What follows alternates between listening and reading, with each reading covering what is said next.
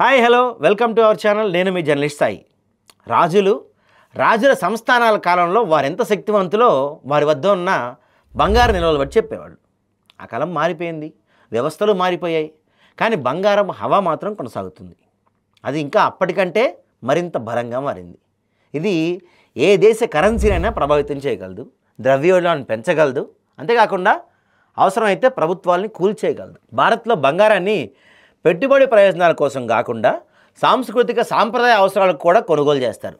అంతేకాకుండా అత్యవసర సమయాల్లో ఉపయోగపడుతుందని భావిస్తారు. ఆర్థిక పరంగా ఇది చాలా కీలకమైన విషయం కూడా. ఈ ఏడాది మొదటి నుంచి చూస్తే బంగారు ధరలు 62% మించి పెరిగాయి. అయినా భారతీయుల బంగారం మాత్రం గణనీయంగా ఏం తగ్గిపోలేదు. ఇళ్లలో రికార్డు స్థాయిలో బంగారం.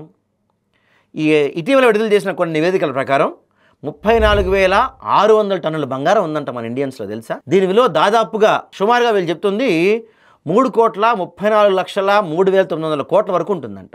అంటే ఇది దేశ జీడిపిలో దాదాపుగా 88%. బంగారం ధర ఇప్పుడు ఎప్పుడు లేనంత ఎక్కువగా చేరుకున్నాయి. అంతర్జాతీయ మార్కెట్లో ఔన్స్ బంగారం ధర $400 చేరింది. దీంతో బంగారం విలువ దృష్ట్యా భారత్కి ఇది శుభవార్తే. అయితే 2025 జూన్ నాటికి భారతీయులు దాదాపు 34,600 టన్నుల బంగారం ఉంది. దీంతో చైనా తర్వాత ప్రపంచంలో రెండో అతిపెద్ద బంగారు వినియోగదారుగా భారత్ నిలిచింది. భారత రిజర్వ్ బ్యాంక్ కూడా తన బంగారు నిల్వలను పెంచింది. 2024లో సంవత్సరంలో 70 టన్నుల బంగారాన్ని కొనుగోలు చేసిన నివేదిక పేర్కొంది. దీంతో భారత బంగారు నిల్వలు దాదాపుగా 880 టన్నులకు చేరాయి. ఇది భారతదేశ మొత్తం విదేశీ మార్గద్రవ్యం నిల్వలలో 14%. అయితే ఈ బంగారు ధరలు పెరుగుదల ప్రభావం దేశ ఆర్థిక వ్యవస్థపై పడుతుంది.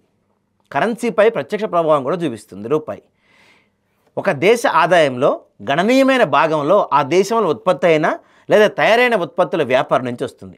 అంటే ఒక దేశ అతిపెద్ద ఎగుమతులు ఇతర దేశాల నుంచి దిగుమతుల కంటే ఎక్కువ ఆదాయాన్ని ఆర్జిస్తాయి. ఇదే సూత్రం భారత బంగారు ఎగుమతులు దిగుమతులకు కూడా వర్తిస్తుంది. ఒక దేశం బంగారాన్ని ఎక్కువగా ఎగుమతి చేస్తే దాని కరెన్సీ కూడా బలపడుతుంది. అయితే భారత్ బంగారాన్ని భారీగా దిగుమతి చేసుకుంటుంది. అందుకే అంతర్జాతీయ మార్కెట్లో బంగారు ధర పెరిగినప్పుడల్లా కూడా భారత రూపాయి విలువ తగ్గిపోతుంది. ద్రవ్యోల్బణంపై ప్రభావం బంగారు ధరల హెచ్చుతగ్గుదల అనేక కారణాలు ఉంటాయి. వాటిలో ముఖ్యమైనది బంగారం ఎగుమతులు దిగుమతులే. బంగారం దిగుమతుల పెరుగుదల వల్ల కలిగే ప్రత్యక్ష ప్రభావాన్ని ద్రవ్యోల్బణ రూపంలో చూడొచ్చు. ఉదాహరణకు దేశంలో బంగారాన్ని పెరుగుతున్న డిమాండ్కు తీర్చడం కోసం భారత్ విదేశాలను దిగుమతి చేసుకోవాలి. ఈ బంగారు ధరను చెల్లించేందుకు మరిన్ని కరెన్సీ ప్రింట్ చేయాల్సి ఉంటుంది. ఇది రూపాయి విలువను ప్రభావితం చేస్తుంది. ఫలితంగా ద్రవ్యోల్బణం పెరిగే అవకాశం ఉంటుంది. గతంలో ఇంతలా ఎప్పుడన్నా పెరిగాయా? బంగారు ధరలు ఆకాశం తాకడం ఇది మొదటిసారి కాదు. గతంలో 1930, 1970, 1980 ఇలాంటి బుల్ రన్స్ జరిగినట్టుగా చెప్తూ ఉంటారు. ఇక 1978, 80 మధ్యకాలంలో బంగారు ధరలు ప్రపంచవ్యాప్తంగా 4 రెట్లు పెరిగాయి. ఔన్స్ $200 నుంచి దాదాపుగా $850 చేరుకుంది.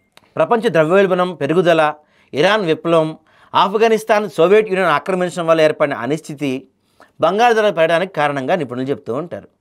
అయితే ఆ సమయంలో దేశంలో బంగారు దిగుమతులపై చట్టబద్ధమైన నియంత్రణ ఉన్నప్పటికీ గణాంకాల ప్రకారం 1979లో $937 ఉన్న 10 గ్రాముల బంగారం ధర 1980లో $1,130కి పెరిగింది. అంటే దాదాపుగా 40% పెరిగింది. అప్పటి అమెరికా కేంద్ర bank federal reserve chairman Paul Volcker ద్రవ్యోల్బణాన్ని నియంత్రించడానికి వడ్డీ రేటు అధికంగా పెంచారు. ఫలితంగా బంగారు ధరలు గరిష్ట స్థాయి నుంచి 50% పడిపోయాయి. అందుకే దీన్ని వోల్కర్ షాక్ అని పిలుస్తూ ఉంటారు. ఆ తర్వాత 2 దశాబ్దాల్లో బంగారు ధరల్లో పెద్దగా మార్పు లేదు. అంతకుముందు 1930లో బంగారం వన్నె తగ్గింది. అమెరికా ప్రభుత్వం ప్రజల బంగారాన్ని జప్తు చేస్తూ చట్టం అమల్లోకి తెచ్చింది. ఆర్డర్ నెంబర్ 6102 అనే పేర్కొనే ఆ ఎగ్జిక్యూటివ్ ఆర్డర్పై 1933లో అప్పటి అమెరికా అధ్యక్షుడు ఫ్రాంక్లిన్ డి రూజ్వెల్ట్ సంతకం చేశారు. ప్రతి అమెరికా పౌరునుడు నిర్ణీత మొత్తం కంటే ఎక్కువగా ఉన్న తన బంగారాన్ని ప్రభుత్వం వద్ద డిపాజిట్ చేయాలని ఉత్తర్వులు జారీ చేశారు. ఔన్స్కు $20.67 ధరలు నిర్ణయించింది. అలా చేయని పక్షంలో ఫైన్ వేస్తాం లేకపోతే అరెస్ట్ చేస్తామని చెప్పారు. 1934లో గోల్డ్ రిజర్వ్ చట్టం అమల్లోకి వచ్చింది. ఔన్స్కు $35 ధర నిర్ణయించింది. బంగారు ధర పెరగడానికి 1930లో ప్రధానంగా పాలసీ కారణంగా 1980లో ద్రవ్యోల్బణం కారణం. అయితే ఆ సమయంలో ప్రపంచవ్యాప్తంగా ఉన్న కేంద్ర బ్యాంకులు బంగారం కొనేందుకు పోటీ పడలేదు. కానీ ఇప్పుడు బంగారు ధరలు పెరగడానికి కేంద్ర బ్యాంకుల కొనుగోళ్లు కూడా ఒక కారణం. భారత రిజర్వ్ బ్యాంక్ కూడా తన బంగారు నిల్వలను సుమారు 880 టన్నులు పెంచేసింది. బంగారు ధరల పెరుగుదల దేశీయ ఆభరణాల మార్కెట్ను బలోపేతం చేసింది, కానీ దాని దీర్ఘకాలిక ప్రభావం కనిపిస్తుంది. వాణిజ్య సమతుల్యత క్షీణిస్తుంది, ద్రవ్యోల్బణం పెరగచ్చు. ఇది ఆర్థిక వ్యవస్థపై కూడా ప్రతికూల ప్రభావం చూపిస్తుంది. మారుతున్న వ్యూహాలు, డాలర్పై ఆధారపడడాన్ని తగ్గించుకునే వ్యూహంలో భారత్ సహా అనేక దేశాలు తమ బంగారాన్ని నిల్వలను మరింతగా పెంచుకుంటూ ఉన్నాయని పలువురు నిపుణులు భావిస్తూ ఉన్నారు. అమెరికా అధ్యక్షుడు డొనాల్డ్ ట్రంప్ టారిఫ్ విధానం ఫలితంగా ప్రపంచవ్యాప్తంగా దేశాలు తమ వ్యూహాలను మార్చుకోవాల్సి వచ్చింది. బ్రిక్స్ దేశాలు సహా పలు దేశాలు డీడాలరైజేషన్ దిశగా అడుగులు వేస్తున్నట్టు కనిపిస్తున్నాయి. ఒక దేశం డాలర్ నుంచి దూరం జరిగినా లేదా సమదూరాన్ని పాటిస్తున్నా దీన్ని డీడాలరైజేషన్ అంటారు. దేశంలో బంగారు కొనుగోలు చేసే విధానంలోనూ మార్పు వచ్చింది. ఆభరణాల కొనుగోలుకు బదులుగా బంగారు బిస్కెట్లు, కడ్డీల రూపంలో ఇప్పుడు చాలామంది పెట్టుబడులు పెడుతూ ఉన్నారు. Indian bullion and jewelleries association ప్రతినిధి సురేంద్ర మెహతా మాట్లాడుతూ ఆభరణాల అమ్మకాలు 27% తగ్గాయని, అదే సమయంలో నాణేలు, బులియన్ విక్రయాలు కూడా బాగా పెరిగాయని చెప్తున్నారు.